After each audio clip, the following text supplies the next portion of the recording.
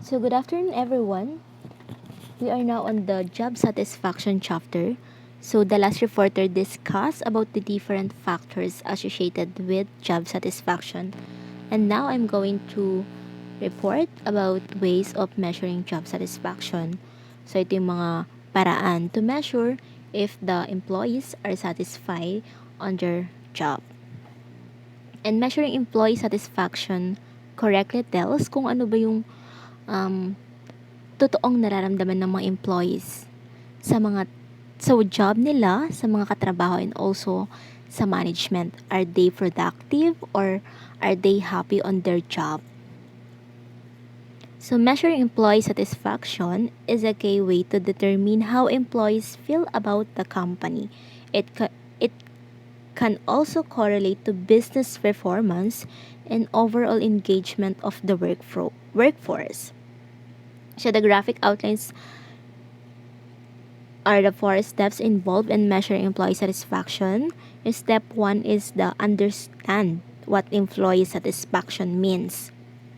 So this is the first step and very important talaga na maintindihan kung ano yung nagpapamotivate sa mga employee, what makes them satisfied on their job.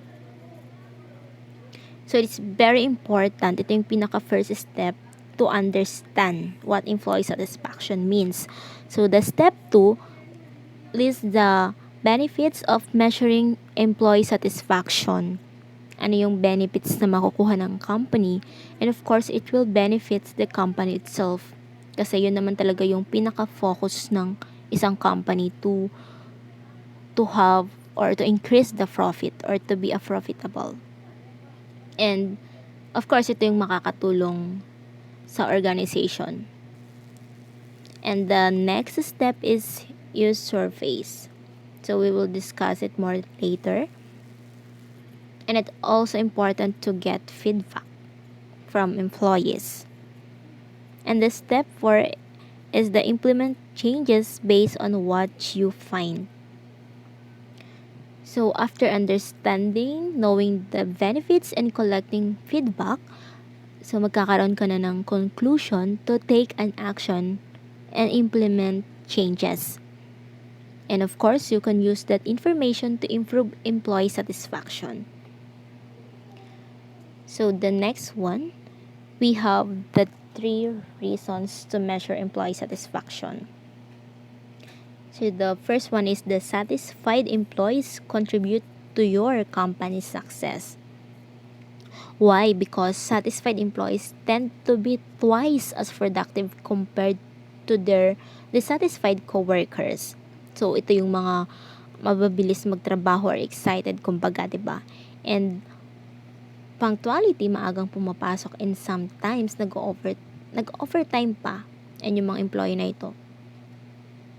Ito yung company's freshest asset na tinatawag.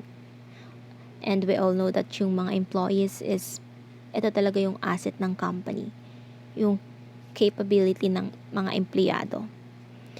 And of course, they have a better output and productive, and it will really impact the company's success. It results to increase the revenue, greater profit margins, more customers, and of course to enhance productivity. So the second one is satisfied employees are less likely to leave your company. So yes, of course, it's true. That's why may mga employees sa iba't ibang company na almost 10 years na or more kasi they feel valued and very committed sila sa job nila. Kasi kung madaming resign employees or turnover employees, another training na naman ang kailangan, 'di ba? And mas mahirap pag ganun kapag maraming resign employees tapos tuturuan sila ulit about sa job na yun. So, mas matagal yung process, 'di ba? And lastly, satisfied employees are more likely to show active engagement. So they don't merely come to do their job, they bring innovative ideas and exceed the expectations. Yung mga satisfied employees na ito yung mga very creative and active sa mga like sa meetings, sa email, or may mga suggestions sa management. So ways of measuring job satisfaction, many organizations face challenges in accurately measuring job satisfaction, as the definition of satisfaction can differ among various people within an organization. Yes, of course, kasi yung isang employee, hindi naman siya same dun sa isang employee. Either yung isang employee satisfied on his or her salary like that or sa job niya, pero yung isa hindi siya contented or she or he want more, something like that. And that's why it's so important to gather feedback from them, because we might think that the employees are happy with their job, but how sure you are? Baka naman nahihirapan na sila sa volume ng trabaho like that. So, we have here the different ways or methods to more accurately measure employee satisfaction. So, the first one is conduct surveys. Surveys are one of the best ways to track employee satisfaction and in the culture developed in your office. These surveys can be administered electronically and anonymously to ensure employees are able to share their thoughts without fear or retribution.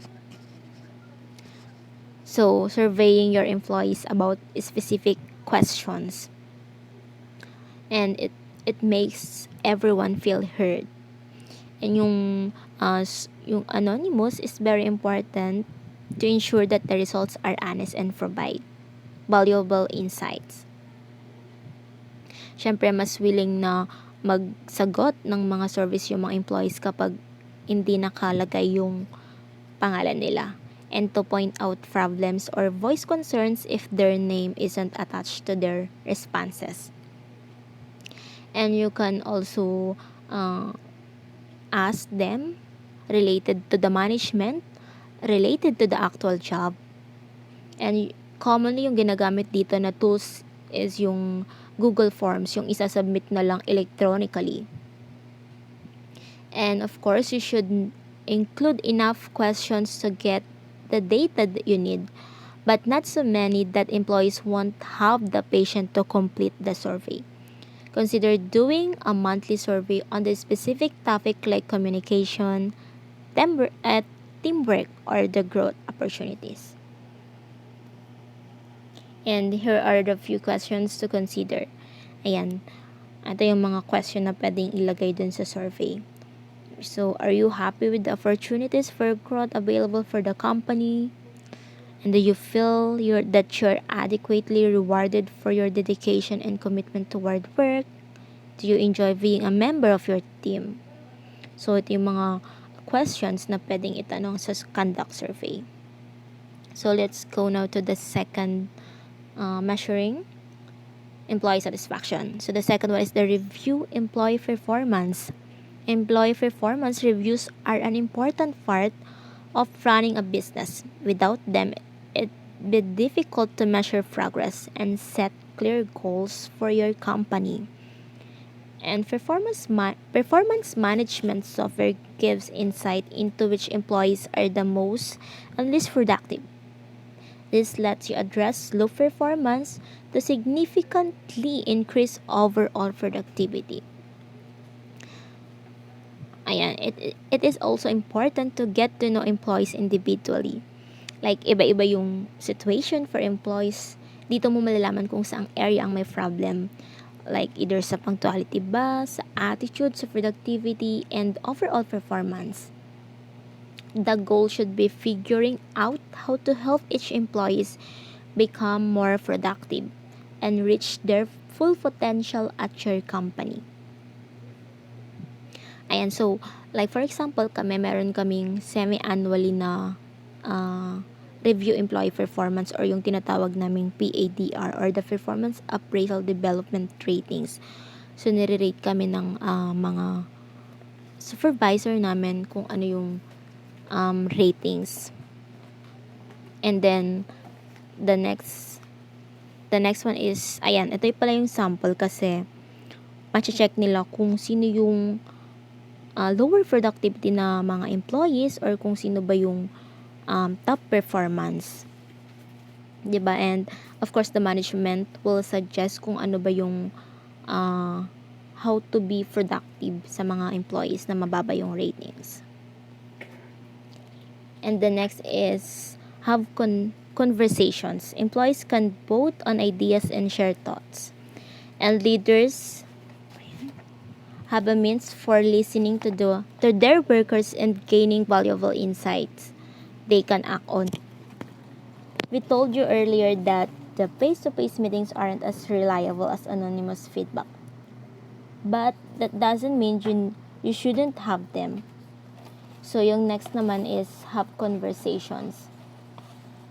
So, during meetings, talk about the employee's current emotional state, so yung performance and progressions towards goals. And of course, dito mag-open yung mga employee kung ano ba yung mga problems or yung obstacles na nafe-feel nila about their job. Or either may mga suggestions sila or gusto nilang for the better na mas mapapadali yung trabaho nila. And you might also follow up questions like what keeps you inspired and engaged to do your job? And are your job expectation realistic? Is there a task or activity you want to spend more on time? So it is also very important kasi dito kayo magkakaroon ng deep connection sa supervisor mo. And yung next is the recognize employees' achievement. Everyone likes to be complimented and appreciated for their efforts.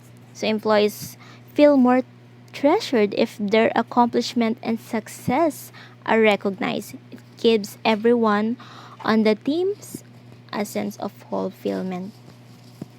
So of course, we all know that everyone enjoys being praised and rewarded for their work.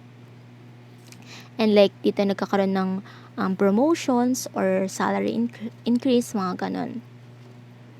And by recognizing employees' achievements and success, you make them feel more valued. It creates a shared sense of accomplishment for the entire team. So, ayun, kapag nire-recognize mo yung isang employee, mas namomotivate talaga siya na magtrabaho. Like, personally, ganun ako. Like, kung nare-recognize mo yung job na ginagawa ko, mas magiging excel ka pa sa gagawin mo. Like another sample is giving a small bonus or gift card and buying lunch, offering a paid afternoon off work, and like yung throwing a small party during works. And the most important thing is that your team feels appreciated for their work. And of course, to make sure to thank your team or getting the job done every day, not just when they go far above and beyond expectation. And being consistent and reliable is important to your team's success, and those people are often overlooked. So the last one is take care of a staff's health. So when employees suffer from health concerns, it's difficult for them to be enthusiastic about their job. Giving your workers a variety of health benefits might not be in your budget. If that's the case, allow them to spend and support. Like for example, dito, yung HMO or yung card benefits ng mga employees kasi very important yun sa kanila. And you can encouraging staff to take breaks regularly. And another is the finding mental health apps and service available, like yung mga seminars na about sa health program kanon. And allowing staff to take sick leaves without feeling guilty. Like, di ba yung mga employees, minsan may naka-sick leave sila pero yung supervisor is kinokonsensya, something like that. Ayan, so that's all. Thank you for listening.